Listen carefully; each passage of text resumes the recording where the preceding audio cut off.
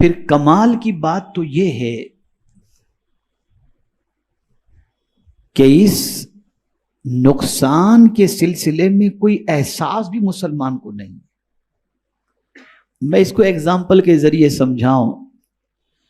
بہت کلوز ہمارا کوئی دوست ہو، بہت زیادہ ہمارا خیال کرنے والا کوئی ہو، بہت زیادہ ہم سے محبت کرنے والا کوئی ہو، اگر وہ ہم سے تعلق توڑ بیٹھے یا اس سے تعلق کمزور ہو جائے تو ہماری رات کی نیندیں اڑ جاتی ہیں. ہمیں کسی چیز میں مزہ نہیں آتا، نہ کھانے میں مزہ آتا ہے، نہ کسی سے بات چیت میں مزہ آتا ہے.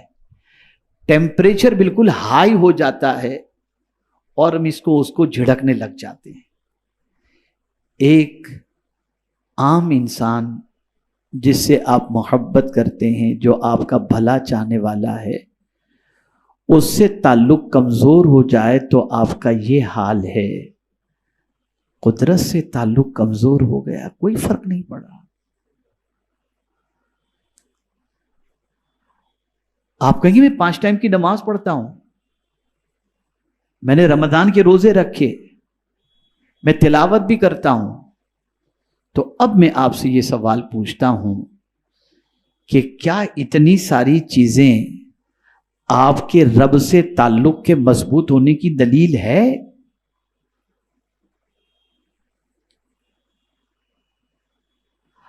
اگر ہے تو پھر یہ بھی تو آپ دیکھو کہ اپنے محبوب کی ناراضگی اور رضا کا بھی تو خیال کرو.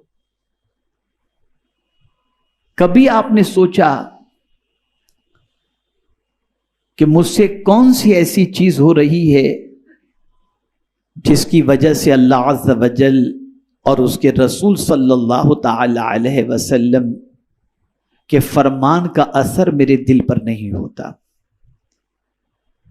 اگر محبت ہو اللہ عز و جل سے، اس کے رسول صلی اللہ تعالی علیہ وسلم سے، تو ان کے فرمان کا اثر تو ہوگا نا. آپ پہلے سوچیں، میں جو عرض کرنے جا رہا ہوں.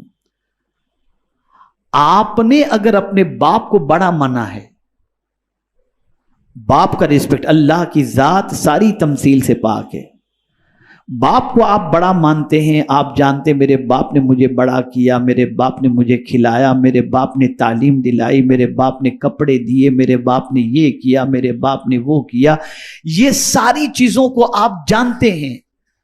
تو باپ جب کہتا ہے بیٹے یہ کرو تو آپ کرنے کے لیے تیار ہو جاتے ہیں. اور پھر یہ بھی جانتے ہیں کہ نہیں کروں گا تو میرا باپ مجھ سے ناراض ہو جائے گا.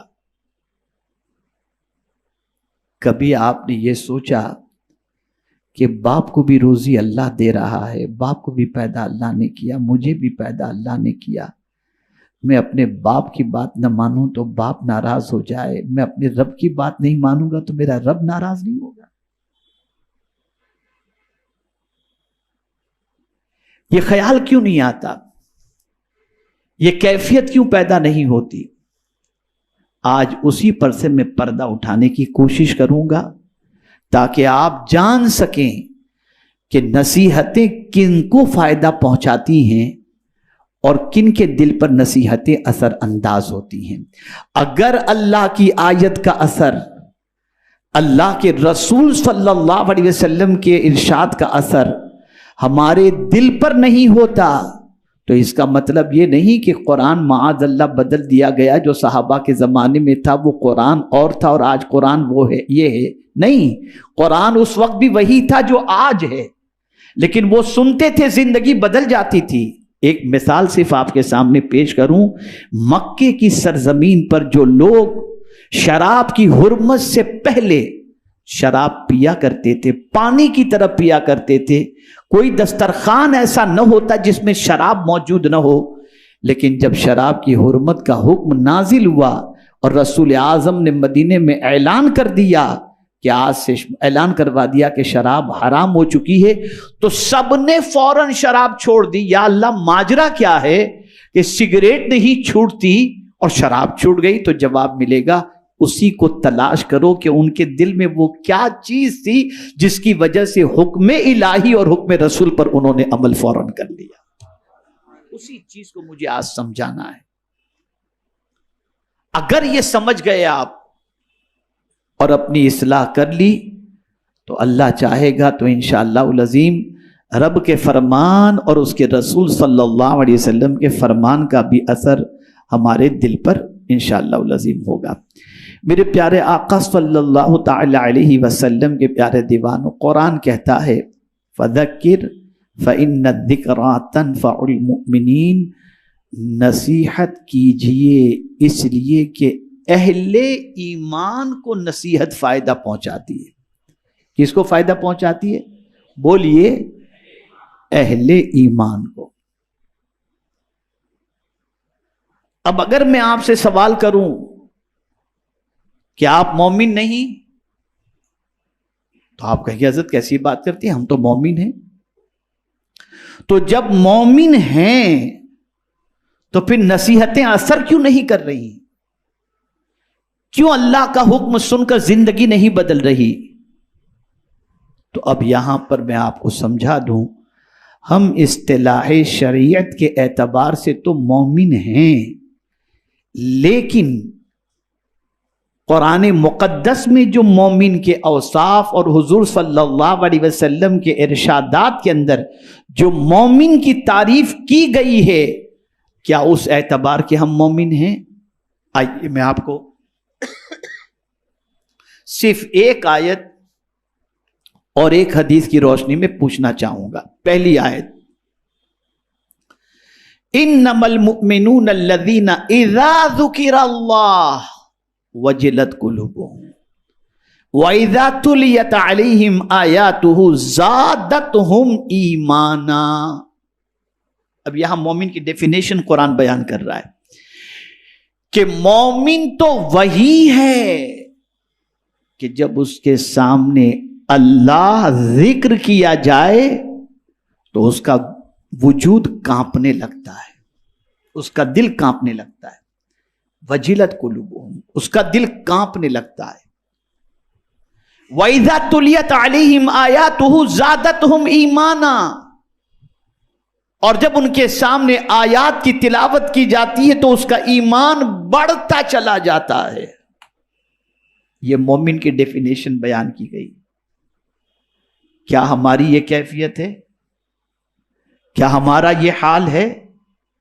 اگر ہمارا یہ حال نہیں ہے تو ہمیں اپنے ایمان کا احتساب کر کے اپنے ایمان کو درست کرنا پڑے گا. اب سوال یہ پیدا ہوتا ہے کہ یہ ایمان کیوں ہمارے اندر نہیں ہے؟ ہم صرف شریعت کی اصطلاح کے اعتبار سے مومن ہیں، لیکن ہماری دل کی کیفیت وہ ایمان والی کیوں نہیں جیسا ایمان قرآن چاہتا ہے اور جیسا ایمان رسول اعظم صلی اللہ علیہ وسلم چاہتے ہیں؟ اس لیے کہ ایمان کا ٹھکانہ دل ہے. ایمان کا ٹھکانہ دل ہے. تو میرے پیارے آقا صلی اللہ تعالی علیہ وسلم کے پیارے دیوانوں، ایک وجہ تو آپ، ایک تعریف تو ایمان مومن کی آپ نے سماعت فرما لی. اب حضور صلی اللہ علیہ وسلم کے ارشاد کی روشنی میں ایک ایمان کی تعریف سماعت فرما لیں.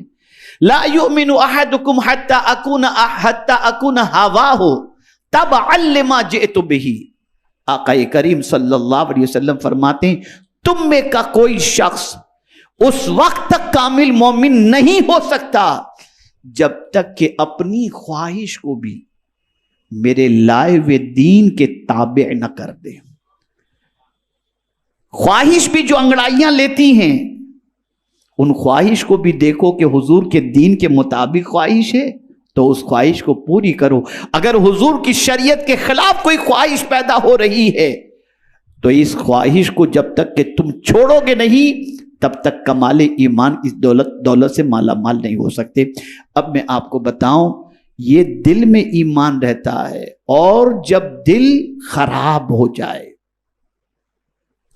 جب دل خراب ہو جائے تو پھر اثر انداز نہ اللہ کی بات ہوتی ہے نہ اللہ کے رسول صلی اللہ علیہ وسلم کی بات ہوتی ہے. میرے پیارے آقا صلی اللہ تعالی علیہ وسلم کے پیارے دیوانوں، اسی کو اللہ عز و جل نے قرآن مقدس کے اندر ایک مقام پر فرمایا فَوَيْلٌ لِّلْقَاسِيَةِ قُلُوبُهُم مِّن ذِكْرِ اللَّهِ اللہ عز و جل ارشاد فرماتے ہیں، اللہ اکبر، ویل ہے، خرابی ہے ان سخت دلوں کے لیے جو اللہ کے ذکر سے موم نہیں ہوتے، اللہ کے ذکر کا اثر ان پر نہیں ہوتا. خرابی ہے ایسے دل کے اوپر. اگر ہمارا دل اتنا سخت ہو چکا ہے کہ اس پر اللہ کی باتوں کا اثر نہیں ہوتا، اللہ کے رسول کی باتوں کا اثر نہیں ہوتا، تو دل ہمارا سخت ہو چکا ہے. اور سخت دل ہونا، اللہ اکبر، یہ بدبختی کی علامت ہے، فرمایا گیا بدبختی کی علامت ہے. اس میں کوئی یہ کمال نہ سمجھے میں تو بہت سخت دل آدمی ہوں یار، کسی کا جنازہ پڑھاؤ تب بھی آنسو نہیں نکلتا. میاں یہ کمال کی بات نہیں ہے، یہ تباہی کا ماتم کرنے کا وقت ہے. سخت دلی اچھی چیز نہیں ہے. اگر کسی کا دل تھوڑا سا بھی سخت اس زمانے میں ہوتا کہ کوئی واقعات دیکھ کر ان پر کوئی اثر نہ ہوتا، نرمی پیدا نہ ہوتی، تو صحابہ حضور کے پاس جاتے عرض کرتے، سرکار میرا دل بہت سخت ہو چکا ہے، کوئی نسخہ بتائیں جس سے میرا دل نرم پڑ جائے.